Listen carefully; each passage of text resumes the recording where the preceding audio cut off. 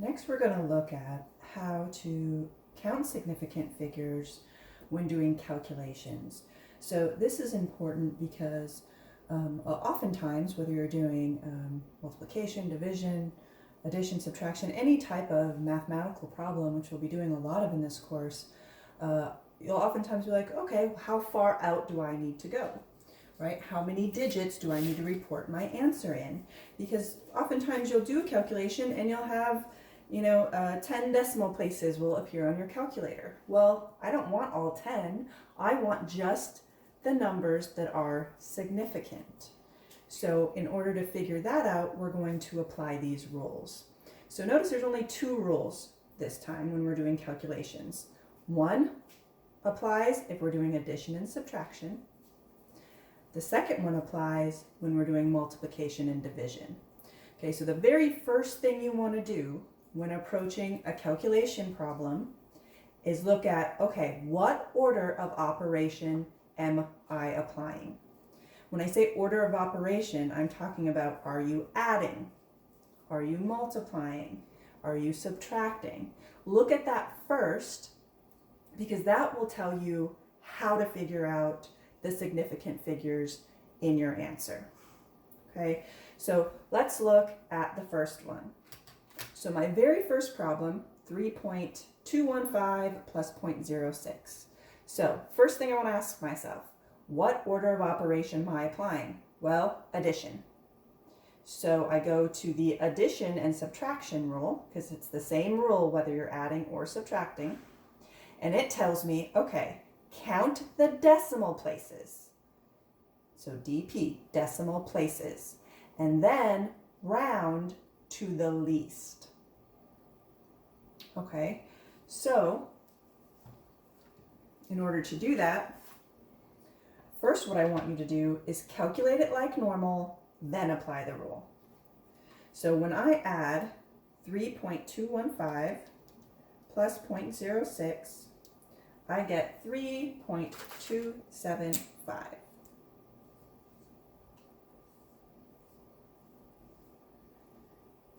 Now, I know all of those are non-zero numbers, but we're not using that to figure out how many sig figs. We're using the numbers we added to figure out how many sig figs our answer should be in. Because we might not want to report all four of those numbers. We might just want to report 2, or maybe just 3. Okay? How we know that is by applying this rule. So, since I'm adding, I'm going to count my decimal places.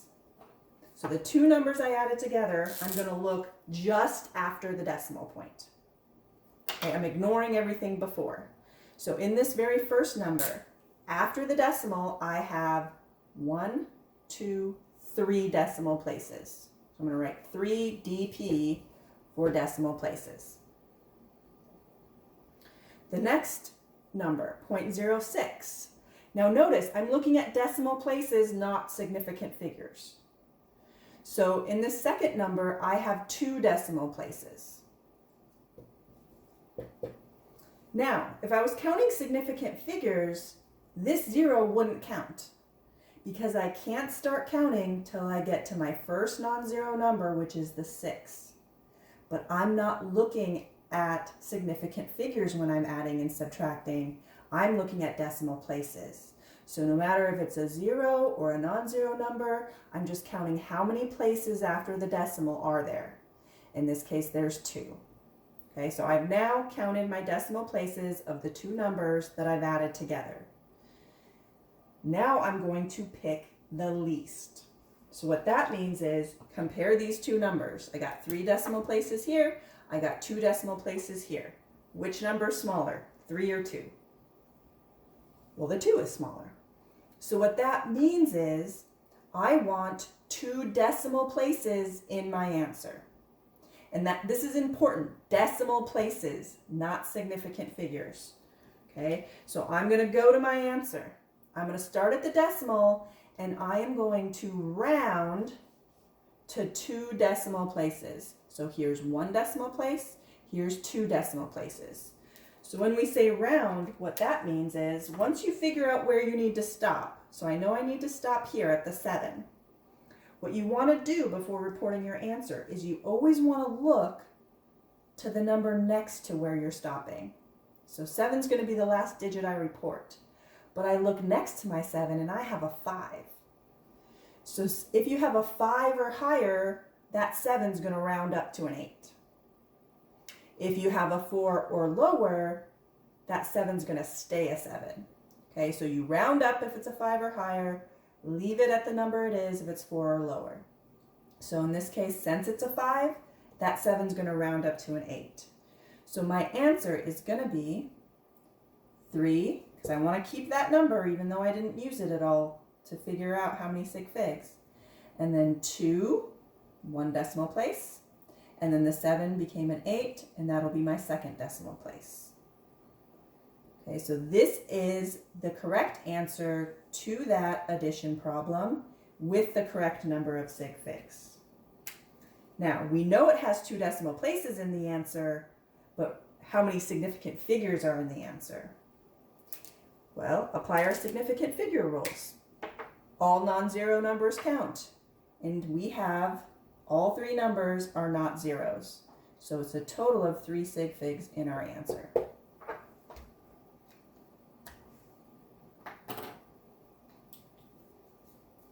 All right, let's look at the next problem. The next problem, first thing you want to do, what order of operation am I applying? In this case, multiplication. So we're looking at the second scenario here. Multiplication and division. So what do we do for multiplication and division? Well, for this one, we're going to count sig figs. Okay, so now we're back to looking at the number as a whole. We're not just looking at the decimal point, the decimal places. We're looking at every number involved, which numbers are significant, and going from there. Okay, before I go and count, let me multiply this problem out. So we have 12.307 times 0.03500. And I get a big long number. So this is equal to 0.430745. Not all those numbers are significant. So the second scenario here is going to tell me which ones are significant so that when I report my answer, I don't have to go that far out. Okay, so I want to look at the 2 numbers I multiplied, and I'm going to count the total sig figs. And once again, we are going to pick the least number, but let's count the sig figs first.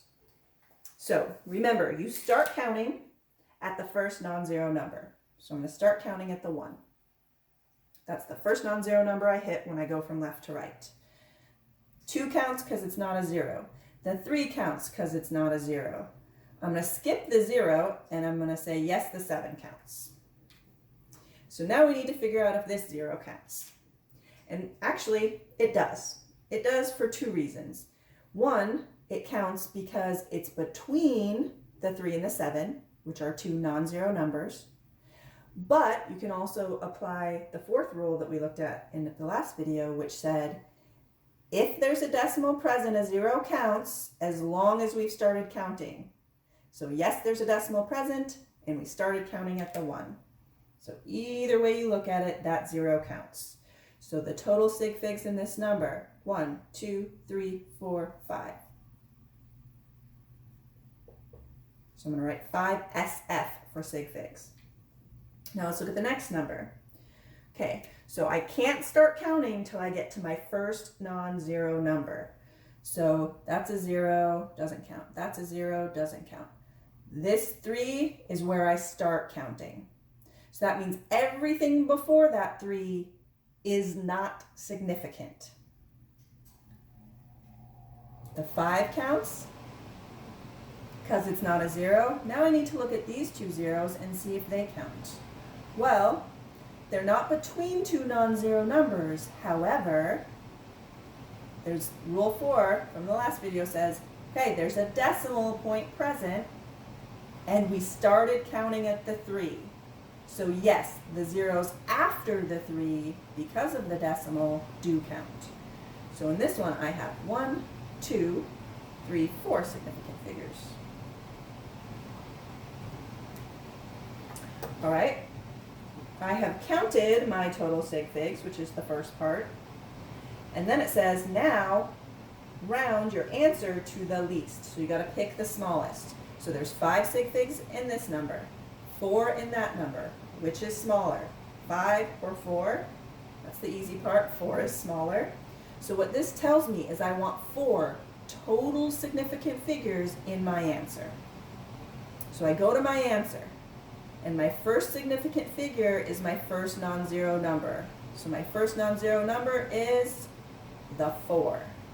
So that's where I start counting. So 1, 2, 3, 4. Now notice I underlined this 0 without any hesitation. Okay? Because once you start counting, right, the zeros, since there's a decimal, are significant. Okay, so those are the 4, so I want to stop it there. Those are the 4 I want to report in my answer, 4 total sig figs.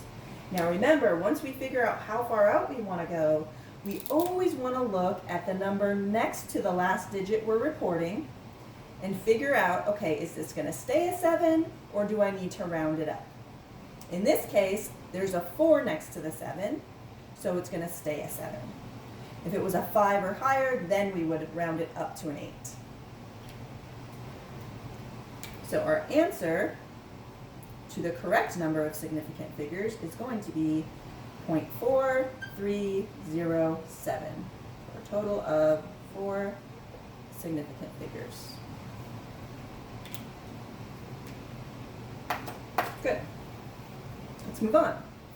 So number 3 here, first thing, order of operation, I'm subtracting. So now I'm back up here looking at decimal places, not at the number as a whole. And notice, when I do these problems, to show you, whenever I have an addition or subtraction, I always line it up by the decimal point, because that helps me see it better. It helps me know, okay, I need to focus on the decimal point. All right, now they're not going to be presented to you in this way on exams all the time. It might just be, say, okay, subtract this number from this number. It won't line it up for you, so you might want to, on a separate sheet of paper, line it up yourself, just to kind of help you see it better. All right, so enough with that. Let's look at how to solve this guy. So we know it's subtraction, and we know we're going to have to look at just the decimal places. So when I subtract these two numbers, the answer I get is 21.0999. But that is not the correct number of significant figures. To figure that out, I'm going to count the decimal places of the two numbers that I subtracted. So I'm looking just after the decimal. So in this first number, there's a decimal point and an 8. So there is just one decimal place. The second number, after the decimal, we have 1, 2, 3, 4. So 4 decimal places. You always want to pick the least. It doesn't matter what rule you're applying. Once you've counted, you pick the smallest number, and that's how many you want in your answer. So the smallest between a 1 and a 4 is going to be the 1. So what that tells me is when I report this answer, I want to go 1 past the decimal point. Okay? So decimal points here, I'm going to go 1 number past it. So this is where I'm ending my report. It's going to be 21 point and then something there. What's going to be there? Well, right now it's a 0, but before I report my answer, I always want to look at the number next to it. So next to the 0 is a 9. That's 5 or higher. If it's 5 or higher, you want to round up. So that 0 is going to become a 1. So my answer to the correct number of significant figures is going to be 21.1. Okay, so I went out 1 decimal place. But how many sig figs are there? Because remember, decimal places and significant figures are different things. Significant figures, we apply the rules. In my answer, how many of those are non-zero numbers? Because non-zero numbers are always significant. If there are zeros, do they count? Go through the steps. In this case, they are all non-zero numbers, so all 3 of them count for a total of 3 significant figures. Looking at the next one, we have order of operations multiplication. So we're back down here again. We're looking at significant figures as a whole. So when I multiply this out, I get 184.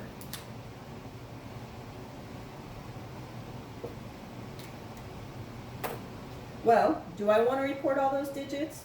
I don't know. I have to look at the numbers I multiplied. I have to count their total significant figures and then pick the least. So let's go through the steps. 9.2. Well, both of those are significant because they're both not 0. So I have 2 sig figs in that number. 20.0. Well, I know the 2 counts because it's not a 0. Do these other zeros count? Well, let's see. There's a decimal point present, which tells me that zeros can count, but it has to fit the second stipulation of that rule. Decimal present, and we've already started counting. Well, yes, both fit. There's a decimal, and we start counting at the 2. So the zeros after the 2, since there's a decimal, are going to count. So yes, they both count for a total of 3 significant figures. Now, we want to pick the smallest. What's smaller, 2 or 3? 2 is smaller. So that means in our answer, we only want 2 significant figures. Oops, dropping markers. So, I start counting left to right. Because remember, the leftmost non-zero number is the most significant. So I start counting at the 1. Then the 8. So that's 2 significant figures right there. So I want to stop there. Okay, if I reported the 4, that would be 3 significant figures, but I only want 2 in my answer. Okay, so I need to stop there. Now this is one of the trickiest calculation problems because a lot of people go, oh, okay, so that's 18. No, that is not 18. Why is that not an appropriate answer? Well, because look at my original number was 184. I just went from 100 and something down to 18. Okay, I can't do that. That's a completely different order of magnitude. I need to stay in the 100 range. I can't go from hundreds down to teens. Okay, so what I can do is I still want to report my 1 and 8. But how do I make this into 100 something without adding another significant figure? So what number can I put in place of the 4 that will not count as a significant figure? There's only one number that sometimes does not count, and that's a 0. So if I put a 0 here, let's look at this. The 1 and the 8 count, but this 0 does not. Okay, why does it not count? Remember, in order for a 0 counts, it either needs to be between 2 non-zero numbers, or there needs to be a decimal point present. And as long as I don't put a decimal there, that 0 does not count. So I'm still at 2 significant figures, and I kept it at the 100 range. So 180 would be the correct answer with the correct amount of significant figures.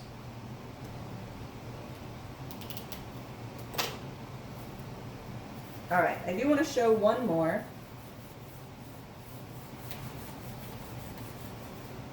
Write it quick here, because I've had students in the past ask about problems like this, so it's an addition problem. Because the other addition and subtraction problems we've looked at, so when you see addition and subtraction, remember we're looking at decimal places. And the other examples we looked at, they were all had a decimal point in them. But this addition problem doesn't. So how do we approach that? Well, I'm going to write it how I wrote the other ones, where I'm essentially lining them up by their decimal, right? Because there's a decimal point there, it's just not present visually. Okay, so if I'm adding these two, okay, I get 9.81. But how many sig figs do I want to keep? I need to count my decimal places since it's addition. Well, there is nothing after the decimal, right? It's 5, it's a whole number. So I write 0 decimal places. The second number, I have 2. So I'm still going through the same process. It's just in this case, I have 0. There's nothing after the decimal. So I still want to pick the least. And last time I checked, 0 was smaller than 2. So all this tells me is when I report my answer, I want it to be a whole number. Okay, I don't want anything after the decimal. So that means I don't want to report anything. So it's going to be just the 9. Well, if it's just the 9, before I report that answer, always look at the number next to it. Does it stay a 9 or do I round up? Well, next to it's an 8, 5 or higher, so I want to round that 9 up, and I'm going to round 9. What's 1 bigger than 9? 10. So 10 is going to be my correct answer because I have nothing after the decimal point. It is a whole number and I round it up. Well, how many significant figures are in the number 10? The 1 counts. Does the 0 count? There's no decimal, so the 0 does not count. So it's just 1 significant figure in my answer.